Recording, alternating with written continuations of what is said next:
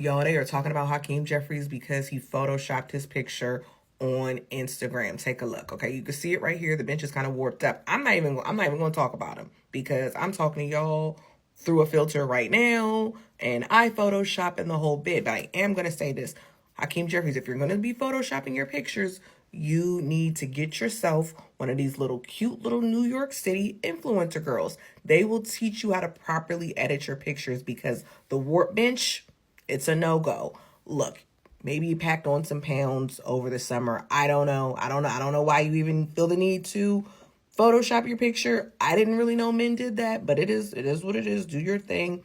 You're going to have to properly do this. But it does beg the question, why are you Photoshopping your picture, Hakeem Jeffries? Are you trying to be a star tender at Sapphire 33? What's going on? Why did you do that? I'm just curious. Nevertheless, they're talking about him, y'all. I'm not going to do it, but you can laugh in the comments. So I was online, and people are going nuts about this photo that Hakeem Jeffries posted, who is the highest-ranking Democrat in the House right now. He is standing in front of this bench in Brooklyn, and people are noticing that the wood behind him seems to be warped, and no one really knows what to think about that. And as someone who has lived in New York before, these benches are everywhere. They're like the stock default bench, but the boards on here don't warp. They don't really bend. These are durable benches that are... It seems like this is a digitally manipulated photo. The question, though, becomes, what is going on with this man? Because recently, he's just been on an awful press run. This is another photo of his. Look at how many shares. Look at how many comments this has. He says, "I'm protecting healthcare." This is all going on in the background of the big, beautiful bill, this healthcare defunding bill, and he's standing here with a bat in his office. It doesn't really make any sense. And then there's this tweet that the Democrat account put out, which has this kind of like self-congratulatory chest-thumping thing where he was talking for 8 hours and 32 minutes to delay the big, beautiful bill. And obviously it passed, so this is just weird. And the question then becomes, I can understand people photoshopping something. I can understand people being self-conscious. People shouldn't be, self-conscious about that at all. But what is the problem with just taking a candid shot and then not touching it? Why are we doing all this performative stuff?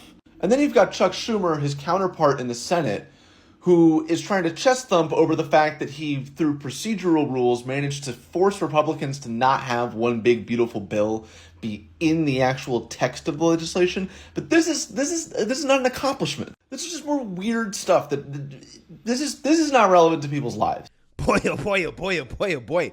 So we got to talk about Hakeem Jeffries, a.k.a. Timo Obama, a.k.a. No Swag Obama, a.k.a. Discount Obama, who continues to embarrass himself on a daily basis, okay? This guy is probably the worst leader of the Democrat Party that I can think of in a long, long, long time, and it just continues to get worse and worse and worse and worse, okay?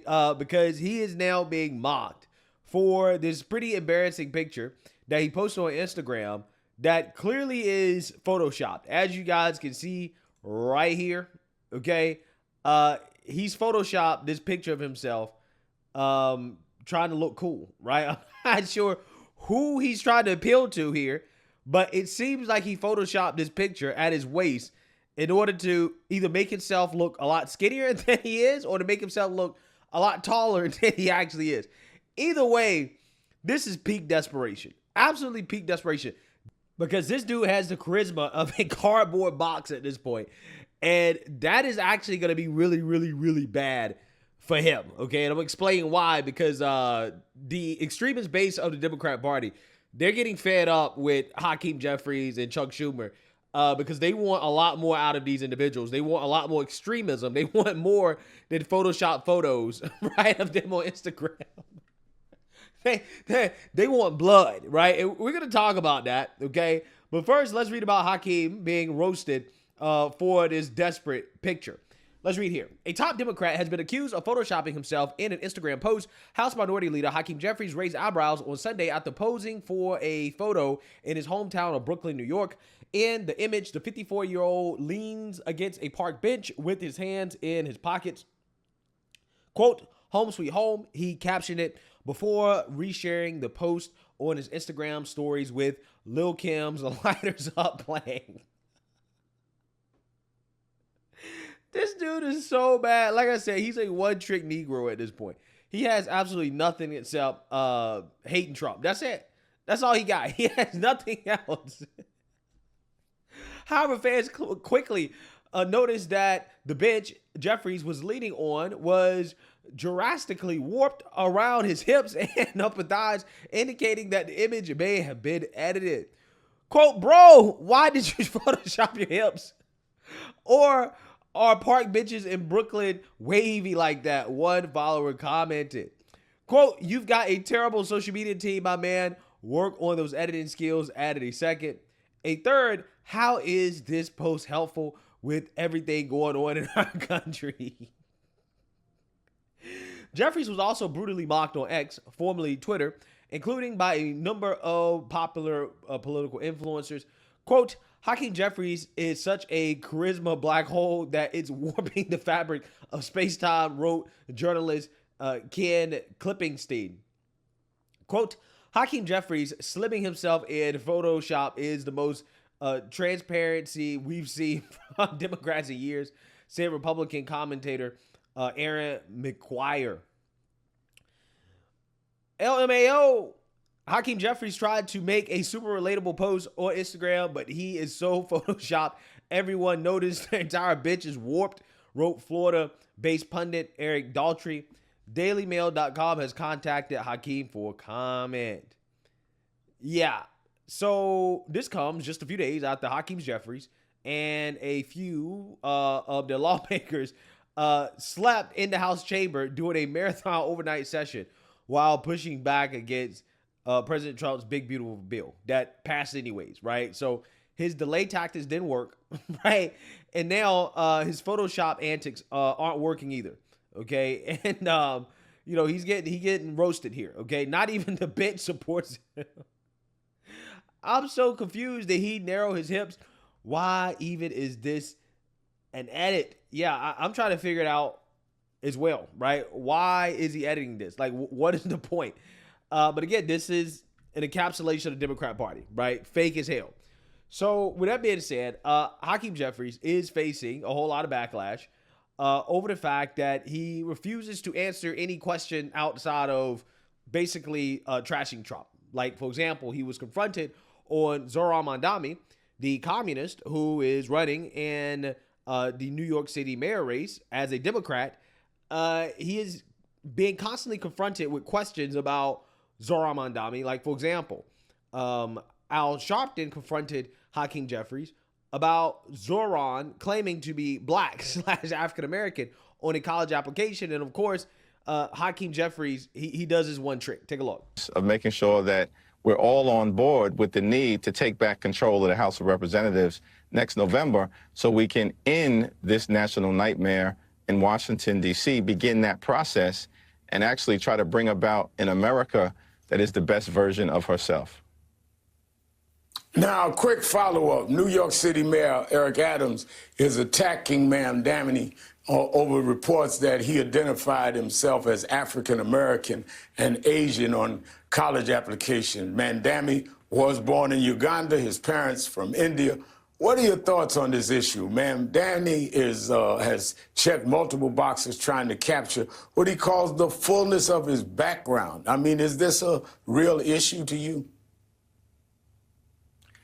I think to me, the issue that we have to deal with in New York City, which our Democratic nominee did talk about extensively during the primary campaign, is affordability.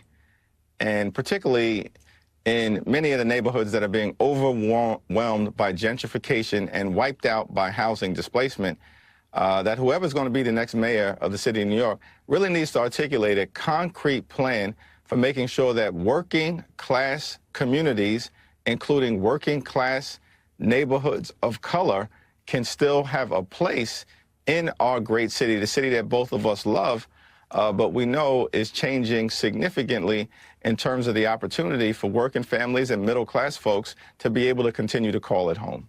Yeah, so no answer, right? No answer, Hakeem, on whether or not you agree with Zoran Mandami identifying as black.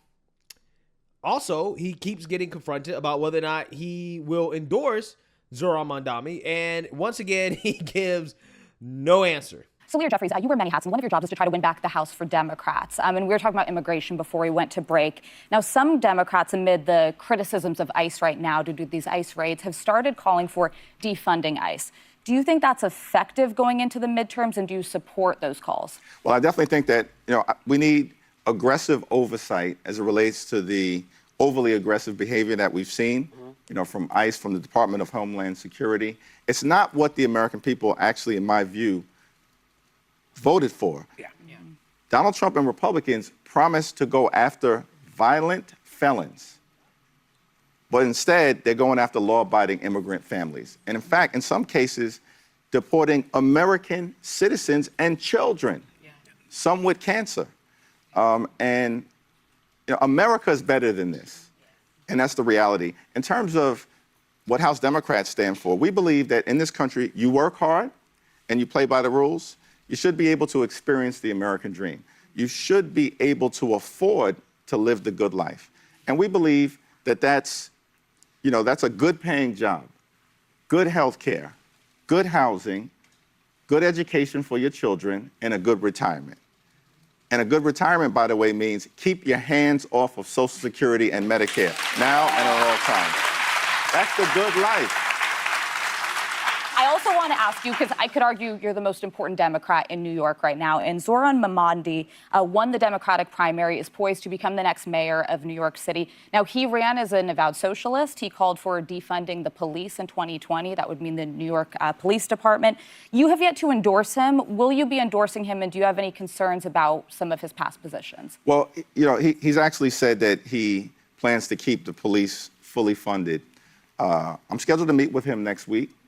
And we'll have a conversation about his vision. He did run a campaign that was actually focused largely on affordability. And that was the right issue to focus on, because New York City's too expensive. America right now is too expensive. Ain't nobody got any money because the money's all dissipated. It's a very challenging situation in terms of affordability that we have to lean in on. In fact, Donald Trump promised that he would lower costs on day one. Costs haven't gone down. Yeah. So you see the trick here, right? He was asked a very specific question about ICE. Do you believe that ICE should be defunded? No answer. No answer, right? No answer whatsoever. Did he tell the calculated heads whether or not ICE should be defunded? No, he didn't answer the question. Then he was asked about Zoran Mandami. Do you endorse a communist? No answer, right? No answer. And then he goes to talk about Trump, to attacking Trump. Again, this guy is a one-trick Negro. I've never seen this guy ever answer a question directly about anything. See, the crazy part about this is that he's so stupid that he doesn't realize that this does not work.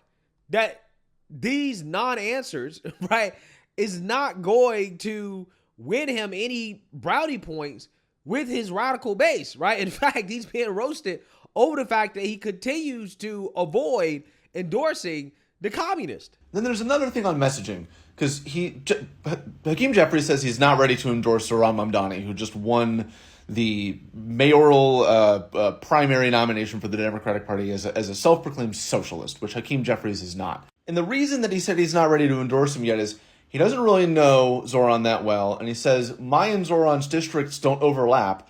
I have never had a substantive conversation with him. But why haven't you reached out to him? Because this is your congressional district with the mayoral election count imposed over that. He won your district outright, and not by a little, by a lot. In the first round of voting, he's crushing Andrew Cuomo. And it's all this pitter-patter. It's all this nonsense. It's whatever this is or this is. And it just leads me to think, if you have enough time to sit here in an empty park in the evening, you have enough time to invite people. Why aren't there people here? Why aren't you interacting with your constituents? Why are all of your commenters on this post just furious? Because visibility on this is all algorithmically driven. This is Zoran's most recent post comment. It's all positive. You're pissing off the people who follow you. This whatever this is distracting. This needs to stop. We need to be focused right now. Yeah. So again, whatever Hakeem Jeffries is doing is it's just not working. All of these comments. You get on my nerves. What the F are you doing? What the F is wrong with you? Do you not like your hips in this pic? I'm confused. Not sure what's more warped at this point. This poor Photoshop job or your conscience. Cringe AF. Absolute clown show. Oh man, what kind of man photoshops his hips? Right. What kind of man uses Photoshop in general? Seriously. If you're a man, you should not be using Photoshop. Leave that to the women, right? Let them do that. But a man should not be using Photoshop. A man should be using minimum filters, right? Minimum filters, period. Okay? So, again, this is hilarious, right? Because he's also getting backlash. Because when he does, like, answer a question, which is rare, right? He is answering questions about Zohran Mamdani being anti-Semitic. And we all know that the left does not like Zohran Mamdani being accused of being anti-Semitic. So he's also getting backlash for him coming out talking about how Zohran needs to condemn anti-Semitism. Take a look. I think our nominee is going to have to convince folks that he is prepared to aggressively address the rise in anti-Semitism in the city of New York, which has been an unacceptable development. Okay. First of all, he has addressed the rise of anti-Semitism, and it's not performative. It's very, very real. And he understands that it's real, and he has the endorsement of other Jewish politicians that aren't propagandized by a corrupt Israeli government, Hakeem. But secondly, this was your moment, Hakeem, to also stand up against Islamophobia, because here's the thing about human rights, you guys. You don't get to cherry pick. If you're against anti-Semitism, then you have to be against Islamophobia, homophobia, racism, and down the line. Also class warfare, this bigotry towards poor people is just abhorrent, which disproportionately hurts people with the color of Hakeem Jeffries' skin. And so this kind of cherry picking because of who donates to Hakeem Jeffries, AIPAC donates to Hakeem Jeffries. How on earth right now is the government of Israel helping calm and quell anti-Semitism? How are they doing it? They're not. They lie and they propagandize and they say, we get to do all this stuff with impunity. And that if you criticize us or you do anything wrong towards us or you speak out against us, then we're going to call you an anti-Semite. The people who preach against anti-Semitism should be joining Zohran Mamdani and standing up against the Islamophobic attacks on him. He has not said anything disparaging about Jewish people. He stands with them in solidarity. And this type of crap is so disgusting to me. And it is a cancer within the Democratic Party. And I'm just going to tell you guys something. We lost these last two elections to an idiot because of these centrist policies, and you're being beholden to special interests. And by God, it's not going to happen again. You can either be a part of the problem or a part of the solution. But if you want to try to box us in when we can clearly see with our eyes and clearly hear with our ears exactly what's happening with Israel and Gaza and try to propagandize another way, we're not dumb like MAGA. We're not fucking stupid. Your base is smarter, and y'all are going to have to adapt or get the fuck out. Yeah, so these are the people that Democrats are appealing to. And when you lay in bed with dogs, you get fleas, right? And Democrats definitely got some fleas here because Democrats are being told that they need to get shot for the anti-Trump resistance, right? They're saying that you're not doing enough, okay? That those Photoshop photos are not enough, okay? Those floor speeches, those 8-hour floor speeches that do nothing, that's not enough. All of that virtue signaling that you guys are doing, not enough, okay? You need to do more. You need to get shot. There needs to be blood, right? This is what the extremists apparently are telling Democrats. Let's read here. At town halls in their districts and in one-on-one meetings with constituents and activists, Democratic members of Congress are facing a growing thrum of demands to break the rules, fight dirty, and not be afraid to get hurt. House Democrats told Axios they see a growing anger among their base that has, in some cases, morphed into a disregard for American institutions, political traditions, and even the rule of law. Well, of course, that's exactly what happens when you tell your voters that Trump is Hitler, right? When you tell your voters that Trump is going to take away all your rights and that he's opening up concentration camps. We're living in the Fourth Reich. Yeah, that is going to be the response. Democrats have unleashed a beast, right, that they can't control, that is now turned against them. This is hilarious. This article is so funny to me. Quote, this idea that we're going to save every norm and that we're not going to play Republicans' game, I don't think that's resonating with voters anymore, said one House Democrat. Another told Axios that a sense of fear and despair and anger among voters puts us in a different position where we can't just keep following the norms of decorum. Axios spoke to more than 24 House Democrats for the story, with many requesting anonymity to offer candid insights about their interactions with constituents and activists. For months, Democratic lawmakers have fumed that their base's demands to fight harder misunderstand the lack of legislative and investigative power afforded to the minority in Congress. Quote, we've got people who are desperately wanting us to do something. No matter what we say, they want more, said Representative Brad Schneider, the chair of the center-left New Democrat Coalition, told Axios liberal voters have angrily accosted Democrats at town halls for, in their view, not doing enough to counter President Trump's agenda. In response, some Democrats have tried to up the ante, heckling Trump, mounting rogue impeachment attempts, and getting tackled by law enforcement, and even indicted in their efforts to scrutinize the president's deportation campaign. The grassroots wants more. Some of them have suggested what we really need to do is to be willing to get shot. When visiting ICE facilities or federal agencies, a third Democrat told Axios, our own base is telling us that what we're doing is not enough, that there needs to be blood to grab the attention of the press and the public, the lawmakers said. Wow. A fourth House Democrat said constituents haven't told them civility isn't working and prepare for violence to fight to protect our democracy. Is anybody surprised by this? That the Democrats, the crazies, right, the people, the freaks, the extremists that they constantly appeal to, that they're in bed with, are now saying, listen, all this stuff y'all doing, right, is not enough. Okay, you told us that we're dealing with Hitler here. So you got to be willing to be violent. You need to be violent, okay, to protect our democracy, okay? And you got to be willing to get shot. There has to be blood, right? If you ain't willing to die for this, then you're not built for this battle. Yeah, Hakeem Jeffries not going to make it, bro. He ain't going to make it. He ain't going to make it. There's no threading this needle. They opened up a can of worms that they cannot close, right? They cannot close this, okay? This is bad. This is really bad for them. A fifth House Democrat told Axios that, quote, people online have sent me crazy-ish, told me to storm the White House and stuff like that, though they added that there's always people on the internet saying crazy stuff. While other Democrat lawmakers said their discussions haven't gone that far, nearly everyone who spoke to Axios cited examples of voters' panic and fury demanding to adopt brute force tactics. Yeah, that's what happens when you lie to people. You say that Trump is going to take away your Medicaid, right? He's taking away all your food stamps. That 17 million people are going to die. Again, how do you think people are going to react? How do you think people are going to react? See, Democrats have not learned their reckless rhetoric against Trump is not good. It backfires every single time. A sixth House Democrat said that when they try to persuade voters to channel their frustration into a focus on winning back Congress in 2026, quote, people who are angry don't accept that. They're angry beyond things. Yeah, they don't think that voting is going to fix this, right? Because, again, you have radicalized these people. They're radicals. Again, this is the doing of the Democrat Party.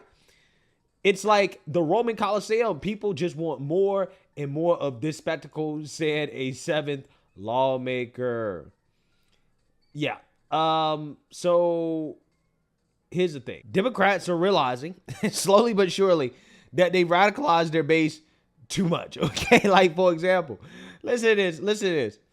Quote, what I have seen is a demand that we get ourselves arrested intentionally or allow ourselves to be victims of violence. And a lot of times that's coming from economically very secure white people, said an 8th House Democrat. The expectations aren't just unreal, they're dangerous, the 8th House Democrat said. A 9th lawmaker told Axios, I actually said in a meeting when they light a fire, my thought is to grab an extinguisher. A 9th House Democrat told Axios, and someone at the table said, have you tried gasoline? Yeah. So with that being said, Hakeem Jeffries is not cut out for this, right? I think it's clear and obvious This guy is probably not going to survive the Democrat Party civil war. That the far left takeover of the party is imminent, right? The progressive Tea Party is coming.